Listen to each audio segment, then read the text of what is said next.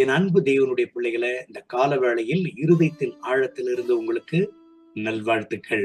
சங்கீதம் 145 14வது வசனத்தை வாசித்து இந்த நாளுக்காக நாம் ஜெபிப்போம்.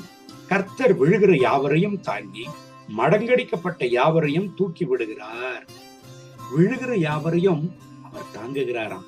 அது மாத்திரமல்ல, மடங்கடிக்கப்பட்ட யாவரையும் அவர் தூக்கி விடுகிறாராம். தேவனுடைய பிள்ளைகளை, லூக்கா எழுதின சுவிசேஷம் 19வது அதிகாரத்தை வாசிப்போமானால், சகேயுனுடைய வாழ்க்கையை நாம் பார்க்கிறோம். விசுவாச வாழ்க்கை விட்டு விலகினவர். அவரும் ஆபிரகாமுடைய குமாரனே என்று ஆண்டவராகிய இயேசு கிறிஸ்து சகேயுவை குறித்து கர்த்தர் பேசுகிறார். ஆனால் அவருடைய வாழ்க்கையில விசுவாசத்தை விட்டவர் விழுந்து போனவர், அநியாயமாய் வரி வசூல் செய்தவர். அவருடைய வாழ்க்கையில சமாதானம் இல்ல, பக்தியை விட்டு விழுந்து போனவராய் அவருடைய குடும்பத்துல ரட்சிப்பு என்பதே இல்லாமல் இருந்தது. அவருடைய வீடுல போதுமான அளவுக்கு பணம் இருந்திருக்கலாம், ஆனால் சமாதானம் இல்ல, ரட்சிப்பு இல்லை. ஆனால் ஆண்டவராகிய இயேசு கிறிஸ்து அந்த எரிகோவுக்கு சமீபமாய் கடந்து சென்ற பொழுது சகேயு ஆண்டவராகிய இயேசு கிறிஸ்துவை பார்க்கும்படியாய் வாஞ்சிக்கிறார் என்றால் அதனுடைய அர்த்தம் என்ன? ஆண்டவராகிய இயேசு கிறிஸ்துவின் மேல் ஒரு பக்தி, ஒரு விசுவாசம் அவருக்கு கடந்து வந்தது. அந்த பக்தியை பார்த்த ஆண்டவர் சகேயுவை நேசித்தார். சகேயுடைய குடும்பத்திற்கு சென்றார். ஆண்டவராகிய இயேசு கிறிஸ்து சொன்னார், இன்றைக்கு இந்த குடும்பத்திற்கு ரட்சிப்பு வந்தது என்று சொல்லி. இந்த கால வேளையில இந்த வசனத்தை கேட்கிற அன்பு தேவனுடைய பிள்ளைகளை, நீங்கள் ஒரு வேளை விசுவாசத்தை விட்டு விலகி போயிருக்கிறீங்களா? பரிசுத்தத்தை விட்டு விலகி போயிருக்கிறீங்களா?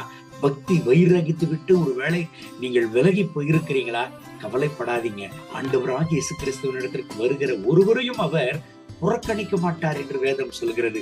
புறம்பே தள்ள மாட்டாராம். கர்த்தர் விழுகிற யாவரையும் தாங்கி மடங்கடிக்கப்பட்டவர்களை தூக்கி விடுகிறாராம். என் அன்பு தேவனுடைய பிள்ளைகளை, இன்றைக்கு எந்த இடத்துல நீங்க இருக்கிறீங்க? ஆண்டவரை தேடி வாங்க, ஆண்டவருடைய திருசமூகத்திற்கு கடந்து வாங்க. அவர் உங்களை வெறுத்து தள்ளவே மாட்டார்.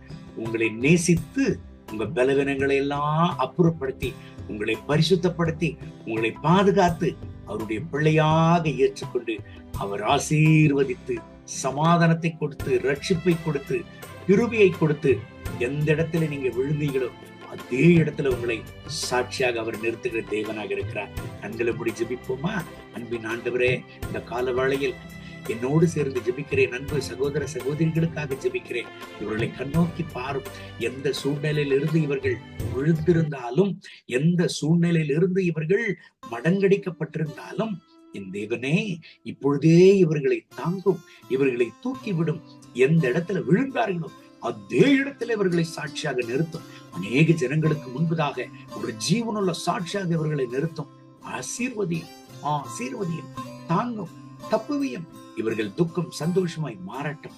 மகிமை, கனம், துதி உமக்கே. இயேசுவின் நாமத்தில் கேட்கிறோம் நல்ல பிதாவே, ஆமென்.